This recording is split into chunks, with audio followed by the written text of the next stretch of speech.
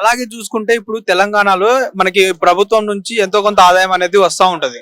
ఇప్పుడు అలాగే అసలు ఏపీలో చూసుకుంటే అసలు ప్రభుత్వానికి ఆదాయమే లేదు. అలాంటి సమయంలో ఫ్రీ బస్ అనేది అవసరమా? ఇంకా బర్డెనే అది. ఇప్పుడు ఆర్టీసీ డిపార్ట్మెంట్ అనేది దానికి ఆదాయం ఇప్పుడు ఫ్రీ బస్ ఇవ్వడం వల్ల ఎట్లాగో టికెట్ అయితే కట్ చేయాలి, ఎందుకంటే ఎంతమంది ఎక్కారని ప్రూఫ్ చూపించాలి కాబట్టి. ఆర్టీసీ డిపార్ట్మెంట్ అది ఒక సంస్థ కదా, దానికి గవర్నమెంట్ నుంచి ఫండ్ ఇవ్వాల్సి వస్తుంది. ఏపీ గవర్నమెంట్ నుంచి ఆర్టీసీ సంస్థకి ఫండ్ ఇవ్వాల్సి వస్తుంది. సో ఆ ఫండ్ ఎక్కడి నుంచి రావాలి? పన్ను రూపంలో ప్రజల దగ్గర నుంచి వసూలు చేసేది కదా. మళ్ళీ మీరు ఏదో ఒక విధంగా వేరే కడ పన్నులు పెంచుతారు కదా, అది మళ్ళీ గవర్నమెంట్ మీద ఎఫెక్ట్ పడుతుంది కదా. ఆ ఎఫెక్ట్ పడ్డప్పుడు మీరేం చేస్తారు? ప్రజలకు పన్నులు పెంచేసి ప్రజల మీద పెడతారు. అప్పుడు మళ్ళీ ఎవడో కూడా ఆపోజిషన్ లో ఇంకెవరో గుర్తు చేస్తూ ఉంటారు. అప్పుడు ఫ్రీ బస్ ఎక్కారు, ఇప్పుడు కావాలని, ఇప్పుడు పన్నులు పెంచారు సరిపోయిందని మళ్ళీ తిడుతూ ఉంటారు. అప్పుడు గుర్తు వచ్చేస్తుంది. మైనస్లు ఉన్నాయి, ప్లస్లు ఉన్నాయి. స్పాట్లో ప్లస్లు ఉండొచ్చేమో కానీ ఫ్యూచర్లో మైనస్లు ఉన్నాయి.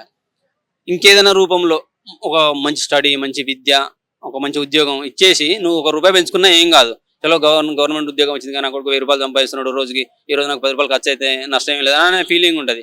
బాగా ఆలోచిస్తే బెటర్ అని నా అభిప్రాయం.